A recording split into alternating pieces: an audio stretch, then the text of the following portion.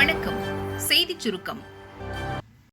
Operation Sindoor வெற்றிக்கு கை கொடுத்த make in India. நமது அடுத்த இலக்கு டெக் ஆத்ம நிர்பார்.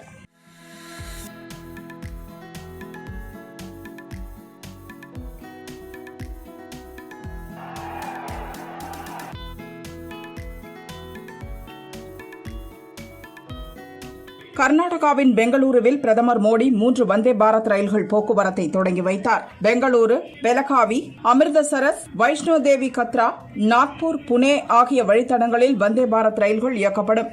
இது தவிர பெங்களூரு மெட்ரோ ரயில் போக்குவரத்தையும் மோடி தொடங்கி வைத்தார். ஃபேஸ் 2 திட்டத்தின் ஒரு பகுதியான ராகிகுட்டா எலக்ட்ரானிக் சிட்டி வரையிலான 19 கிலோமீட்டர் மஞ்சள் வழித்தடத்தில் இந்த மெட்ரோ ரயில் ஓடுகிறது. பெங்களூரு பெலகாவி வந்தே பாரத் ரயிலுக்குள் சென்று பார்வையிட்ட பிரதமர் மோடி அங்கு பள்ளி மாணவ மாணவிகளிடம் கலந்துரையாடினார்.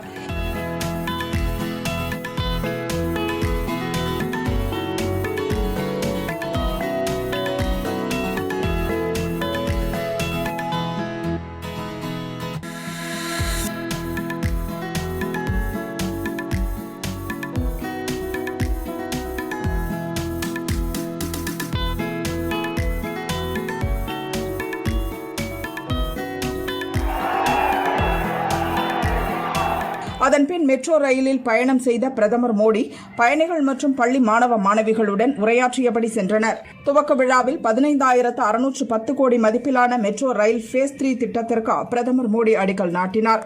நிகழ்ச்சியில் அவர் பேசும்போது ஆபரேஷன் சிந்தூர் வெற்றியை நினைவு கூர்ந்தார். ஆபரேஷன் சிந்தூருக்கு பின் முதல் முறையாக பெங்களூரு வந்துள்ளேன். இந்த ஆபரேஷன் துணிச்சலான மற்றும் உறுதியான புதிய இந்தியாவை வெளிக்காட்டியது.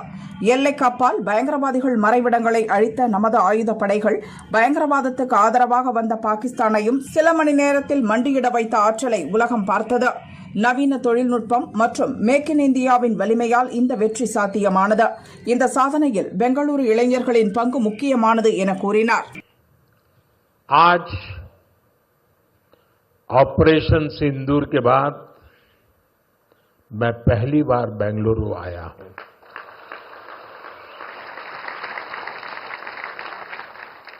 ऑपरेशन सिंदूर में भारतीय सेनाओं की सफलता सीमा पार कई किलोमीटर भीतर आतंकवादी ठिकानों को नेस्त नाबूद करने की ताकत और आतंकवादियों के बचाव में उतरे पाकिस्तान को कुछ ही घंटों में घुटनों पर लाने की हमारी क्षमता पूरी दुनिया ने नए भारत के इस स्वरूप के दर्शन किए हैं.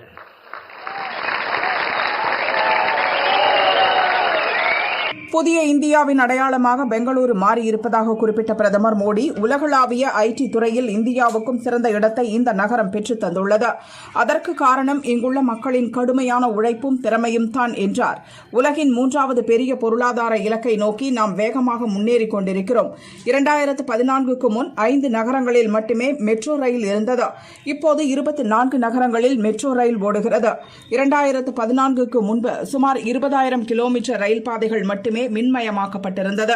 கடந்த 11 ஆண்டுகளில் மட்டும் 40,000 கிலோமீட்டருக்கும் மேல் ரயில் பாதைகள் மின்மயமாக்கப்பட்டுள்ளன. 2014க்கு முன்பு 74 ஏர்போர்ட்டுகள் இருந்தன. இப்போது 160 அதிகரித்துள்ளது. நீர்வழித்தடங்கள் கூட 3 to 30 அதிகரித்துள்ளதாக பிரதமர் கூறினார். 2014 में मेट्रो सिर्फ 5 शहरों तक सीमित थी, 5 cities. अब 24 सिटीज में 1,000 किलोमीटर से ज्यादा मेट्रो नेटवर्क है.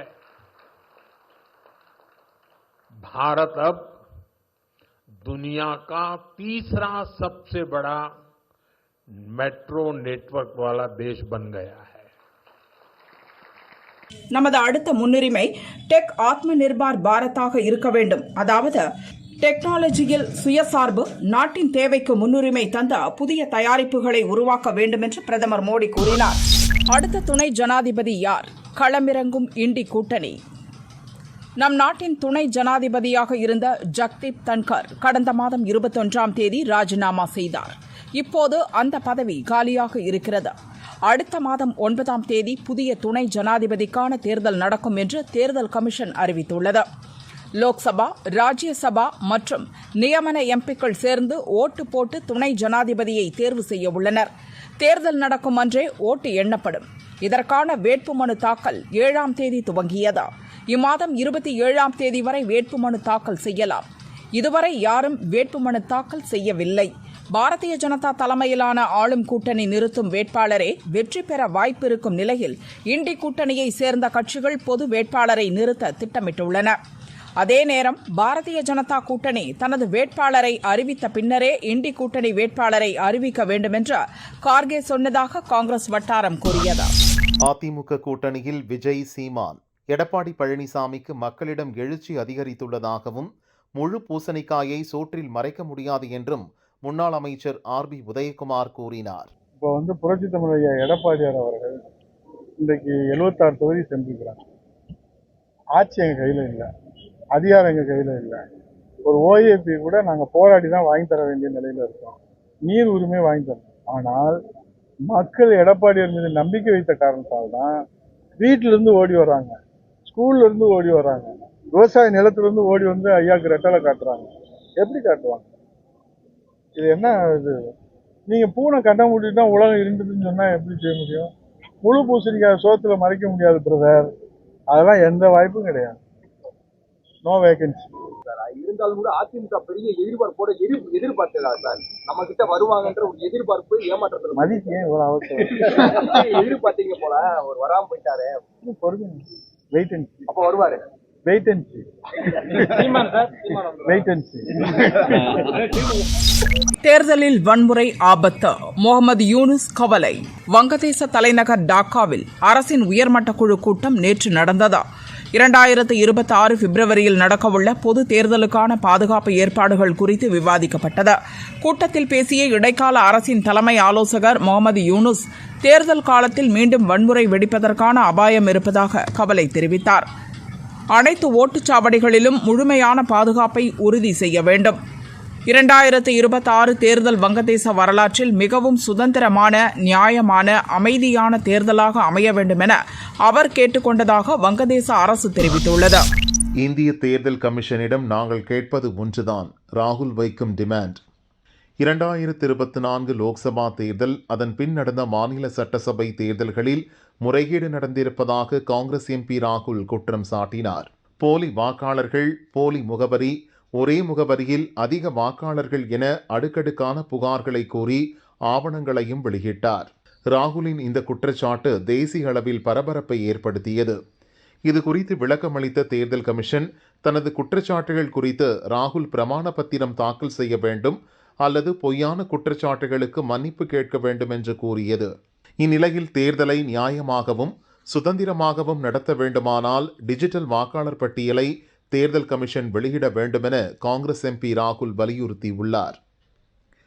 ஓட்டு திருட்டு என்பது ஒரு நபர் ஒரு ஓட்டு என்ற அடிப்படை ஜனநாயக கொள்கையின் மீதான தாக்குதல். சுதந்திரமான, நியாயமான தேர்தலுக்கு போலி வாக்காளர்கள் இல்லாத வாக்காளர் பட்டியல் அவசியம். தேர்தல் கமிஷனிடம் நாங்கள் கேட்பது ஒன்றுதான், அது வெளிப்படைத்தன்மை. அதோடு டிஜிட்டல் வாக்காளர் பட்டியலை வெளியிட வேண்டும். அப்போதுதான் மக்களும் கட்சிகளும் அதை ஆய்வு செய்ய முடியும். votechoori.in/easydemand என்ற வெப்சைட்டில் பதிவு செய்வதன் மூலமோ 9650003420 என்ற எண்ணுக்கு மிஸ்டு கால் கொடுப்பதன் மூலமோ நமது இந்த கோரிக்கைக்கு ஆதரவளிக்கலாம். இது ஜனநாயகத்தை பாதுகாப்பதற்கான போராட்டம் என்றும் ராகுல் குறிப்பிட்டுள்ளார். அறிவாலயத்திலும் விநாயகர் சதுர்த்தி, ஸ்டாலினுக்கு கோரிக்கை. விநாயகர் சதுர்த்தி விழாவையொட்டி இலவசமாக விநாயகர் சிலைகளை அரசு வழங்க வேண்டும் என்று இந்து முன்னணி கோரிக்கை விடுத்துள்ளது. இந்த விநாயகர் சதுர்த்தி கூட முதலமைச்சர் கூப்பிடுறோம். குறிப்பா திருப்பூர்ல விசேஷமா நடக்கும், அதனால திருப்பூர் வரணும் அப்படி ஒரு கடிதம் எழுத போறோம். அதுக்கு அவர் அனுமதி கொடுத்தா நேரடியாக அழைப்பு கொடுத்து கூப்பிடுவோம். அவர் கலந்துக்கணும். ரம்ஜானுக்கு எப்படி அரிசி கொடுக்குறாங்களோ அந்த மாதிரி வீடுகளுக்கு சின்ன விநாயகர், ஒரு அரை அடி விநாயகராவது ஃப்ரீயா இந்த அரசாங்கம் கொடுக்கணும் அப்படின்னு நாங்க இந்த ஆண்டு கோரிக்கை வச்சிருக்கோம். அதனால அறிவாலயத்துல ஒரு விநாயகர் வச்சு அவங்க வழிபடணும். ஏன்னா கிறிஸ்துமஸ் நிகழ்ச்சி நடத்துறாங்க, ரம்ஜான் நிகழ்ச்சி நடத்துறாங்க, விநாயகர் நிகழ்ச்சி நடத்தணும் அப்படின்னு இந்து மொழி ரயில் கழிவறை அருகே மர்ம பை திறந்து பார்த்த போலீஸ் அதிர்ச்சி. கோவை ரயில் நிலையத்தில் மதுவிலக்கு போலீசார் சோதனையில் ஈடுபட்டிருந்தனர். கேரளாவுக்கு செல்ல இருந்த எக்ஸ்பிரஸ் ரயிலில் ஏறி ஒவ்வொரு பெட்டியாக ஆராய்ந்தனர். பொது பெட்டியில் கழிவறை அருகே ஒரு பை வைக்கப்பட்டிருந்தது. பயணிகளிடம் விசாரித்தனர். யாரும் தங்களுடையது இல்லை என கூறிவிட்டனர். சந்தேகமடைந்த போலீசார் அதனை திறந்து பார்த்தபோது அதிர்ச்சி அடைந்தனர். அதில் 3 கஞ்சா பார்சல்கள் இருந்தன. மொத்தம் 6 கிலோ கஞ்சா இருந்தது. அவற்றை கைப்பற்றினர். ரயிலில் கஞ்சா கடத்தி வந்த வியாபாரி போலீசாரை பார்த்ததும் சிக்கிவிடுவோம் என்ற பயத்தில் ரயில் பெட்டியிலேயே பையை வைத்துவிட்டு எஸ்கேப் ஆகியிருக்கக்கூடும் என போலீசார் தெரிவித்தனர். இதற்கு முன் ரயில் நிலைய பிளாட்பாரத்தில் கஞ்சா பார்சல்களை போலீசார் கண்டெடுத்துள்ளனர். பிளாட்பாரத்தில் போலீசார் தீவிர கண்காணிப்பில் இருப்பதால் ரயில் பெட்டிக்குள்ளேயே கஞ்சா பார்சலை விட்டு சென்றிருக்கலாம் என்றனர். அவரை தேடி வருகின்றனர். திராவிட இயக்கங்களின் முகமூடியை கிழிப்போம், கோவை ஜான்சன் உறுதி. புதிதாக நியமிக்கப்பட்ட பாரதிய ஜனதா சிறுபான்மை அணி மாநில தலைவர் கோவை ஜான்சன் அறிமுக கூட்டம் சென்னை பூந்தமல்லியில் நடந்தது. கட்சி நிர்வாகிகள் அவருக்கு உற்சாக வரவேற்பு அளித்தனர்.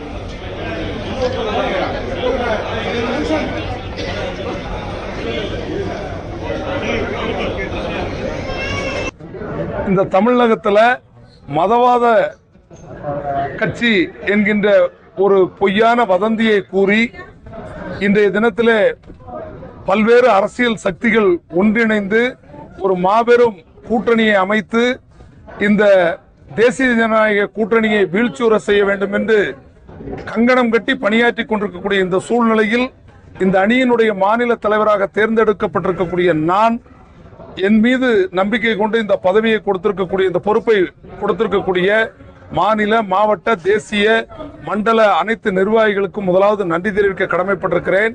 அதை தொடர்ந்து இந்த திராவிட இயக்கங்களினுடைய முகமூடியை கிழிப்பதற்காக சிறுபான்மை மக்களாகிய நாங்கள் ஒன்றிணைந்து நிச்சயமாக உலகின் குருவாய் பாரதம் உயர்வதற்கு உழைத்துக் கொண்டிருக்கக்கூடிய பாரதிய ஜனதா கட்சியின் உன்னத குறிக்கோளை தமிழக மக்களிடத்திலே எடுத்துச் செல்வோம்.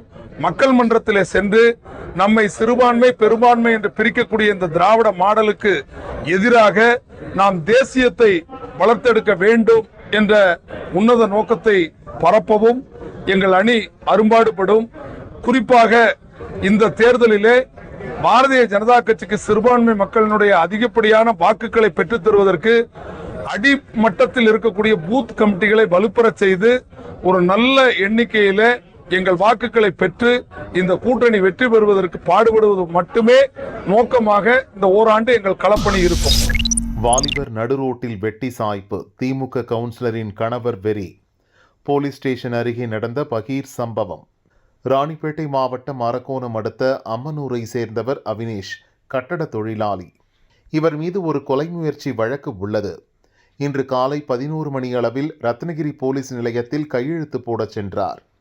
அப்போது 4 மர்ம ஆசாமிகள் அவரை சுற்றி வளைத்து சரமாரியாக வெட்டினர். மக்கள் அலறியடித்து ஓடினர். போலீசார் வந்து அவினேஷை வேலூர் அடுக்கம்பாறை அரசு மருத்துவமனையில் அட்மிட் செய்தனர். அங்கு அவினேஷ் இறந்தார். பட்டப்பகலில் நடந்த இந்த கொலை சம்பவம் தொடர்பாக ரத்னகிரி போலீசார் விசாரணையை துவங்கிய நிலையில் சுதாகர் உட்பட 4 பேர் ரத்னகிரி போலீஸ் நிலையத்தில் சரணடைந்தனர். அவினேஷ் கொலை தொடர்பாக சரணடைவதாக கூறி போலீசையே அதிர்ச்சியடைய வைத்தனர். போலீஸ் நடத்திய விசாரணையில் அவினேஷை பழிக்கு பழியாக சுதாகர் வெட்டி கொன்றது தெரிய வந்தது. அது பற்றிய விவரம் வருமாறு. அவினேஷ் வசிக்கும் அம்மனூரைச் சேர்ந்தவர்தான் இந்த சுதாகர். அவர் திமுக ஒன்றிய நிர்வாகி. அவர் மனைவி அஸ்வினி அரக்கோணம் ஒன்றிய திமுக கவுன்சிலராக உள்ளார். கவுன்சிலரின் கணவர் என்பதால் சுதாகர் கெத்தாக வலம் வருவார். ஏதோ ஒரு பிரச்சனையில் அவினேஷின் தாயை சுதாகர் திட்டியதாக கூறப்படுகிறது. இதனால் சுதாகருக்கும் அவினேஷுக்கும் முன்விரோதம் ஏற்பட்டது. கடந்த ஏப்ரல் 19ஆம் தேதி அம்மனூரில் நண்பர்களுடன் பேசிக் கொண்டிருந்த சுதாகரை நடுரோட்டில் வைத்து அவினேஷ் சரமாரி வெட்டினார். இரத்த வெள்ளத்தில் மிதந்த சுதாகர் உயிருக்கு ஆபத்தான நிலையில் மருத்துவமனையில் அட்மிட் செய்யப்பட்டார். அவினேஷ் கைது செய்யப்பட்டு சிறையில் அடைக்கப்பட்டார். 2 மாதத்துக்கு மேலாக தீவிர சிகிச்சையில் இருந்த சுதாகருக்கு இப்போதுதான் உடல்நலம் தேறியது. தன்னை வெட்டிய அவினேஷை பழி தீர்க்க சுதாகர் திட்டம் போட்டார். இந்நிலையில் அவினேஷ் நிபந்தனை ஜாமீனில் சிறையிலிருந்து விடுதலையானார். ரத்னகிரி போலீஸ் நிலையத்துக்கு சென்று கையெழுத்து போட வேண்டும் என கோர்ட் உத்தரவிட்டிருந்தது. அதன்படி ரத்னகிரி போலீஸ் நிலையத்துக்கு கையெழுத்து போட இன்று காலை சென்றபோதுதான் அவினேஷை சுதாகர் உள்ளிட்ட கும்பல் சரமாரியாக வெட்டி தள்ளிவிட்டு சென்றது. பலத்த காயமடைந்த அவினேஷ் மருத்துவமனையில் இறந்ததும் சுதாகர் உள்ளிட்ட 4 பேரும் தானாக வந்து சரணடைந்தனர் என போலீஸ் விசாரணையில் தெரிய வந்தது. சரணடைந்த சுதாகர் உள்ளிட்ட 4 பேரிடமும் போலீசார் தொடர்ந்து விசாரித்து வருகின்றனர். கட்டட தொழிலாளியை பழிக்கு பழியாக திமுக கவுன்சிலரின் கணவர் வெட்டி கொன்ற சம்பவம் அரக்கோணம் வட்டாரத்தில் பெரும் பரபரப்பை ஏற்படுத்தியுள்ளது.